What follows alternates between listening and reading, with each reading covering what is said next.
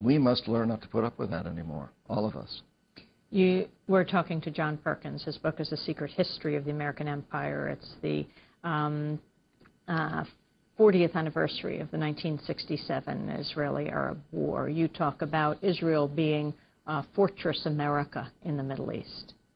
I think it's very sad and very telling once again that the Israeli people, for the most part, are led to believe that they've been given this land as a payoff basically for the Holocaust because they deserve to be recompensed. And of course the Holocaust was terrible and they do deserve to be taken care of and recompensed and have stability. But why would we locate that place in the middle of the Arab world, their traditional enemies? Why would we locate that place in such an unstable area? It's because it is serving as a huge fortress for us in the biggest oil fields known in the world today, and we knew this when Israel was located there. And I think the Israeli people have been terribly exploited in this process. So in fact, we built this vast military base, armed camp, in the middle of the Middle Eastern oil fields that are surrounded by the Arab communities. And in the process, we've obviously created a tremendous amount of resentment and anger, and in a situation that it's very difficult to see any positive outcome there. But the fact of the matter is, having this military base in Israel has been a huge defense for us. It's been a place where we could really launch attacks, rely on. It's been our equivalent of the Crusaders' castles in the Middle East. And it's very, very sad. I think it's extremely sad for the Israeli people that they're caught up in all of this. I think it's extremely sad for the American people. It's extremely sad for the world that this is going on. As we crisscross the globe, John Perkins, which is exactly what you did in your years as an international consultant, having been groomed by the National Security Agency, but then becoming a top economist in an international consulting firm. You have also written books about shamanism. You also write about Tibet. Where does Tibet fit into this picture? Well, you know, I was just in Tibet a couple of years ago, and it was an interesting thing because I took a group of about 30 people into Tibet with me as part of a nonprofit organization. I was leading the trip, and some of these people had been in the Amazon with me, been to other places. And of course, Tibet right now it's very depressing because the Chinese presence is extremely strong, and you see how the Tibetan culture has been put down, and you're always aware that there's Chinese soldiers and spies all around you. And many of the people on the trip came to the realization, well, yeah, this is terrible here.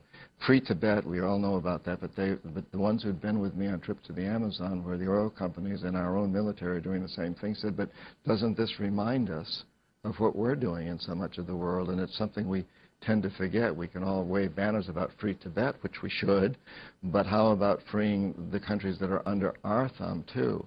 And certainly Tibet is not nearly, well, I hate to say it this way because some people might disagree with me, but I think Iraq is in worse shape than Tibet is these days, although both of them are in pretty bad shape.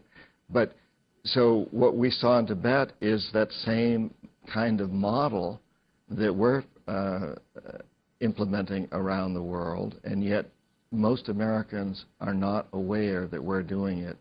They're aware that the Chinese are doing it, but they're not aware that we're doing it on actually a much bigger level than the Chinese are. John Perkins, talk about your transformation. You were making a lot of money. You were traveling the world. You were in a position where you were meeting presidents and prime ministers of countries, bringing them to their knees. What made you change, and then ultimately the decision to write about it? You know, Amy, when I first got started, I grew up with 400 years of Yankee Calvinists in New Hampshire and Vermont with very strong moral principles. Came from a pretty conservative Republican family.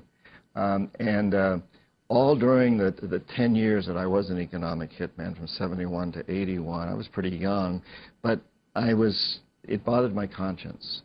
And yet, everybody was telling me I was doing the right thing. Like you said, presidents of countries, the president of the World Bank, Robert McNamara, patted me on the back, and I was asked to lecture at Harvard and many other places about what I was doing. And what I was doing was not illegal. Should be, but it isn't.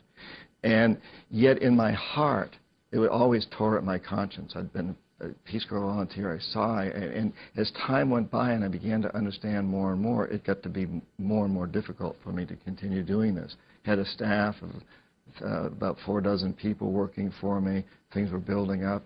And then one day I was on vacation sailing in the Virgin Islands.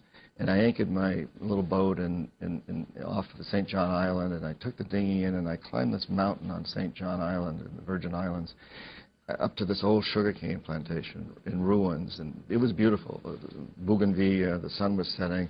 I sat there and felt very peaceful, and then suddenly I realized that this plantation had been built on the bones of thousands of slaves. And then I realized that the whole hemisphere had been built on the bones of millions of slaves. And I got very angry and sad. And then it suddenly struck me that I was continuing that same process, and that I was a slaver, that I was making the same thing happen in a different way, more subtle way, but just as bad in terms of its outcome. And at that point, I made the decision I would never do it again. And I went back to Boston a couple of days later and quit. We're talking to John Perkins, worked for Chas Main International Consulting Firm, self-described economic hitman, now has written a new book called The Secret History of the American Empire. When we come back from break, we'll talk about, well, from quitting the American empire to taking it on. Stay with us.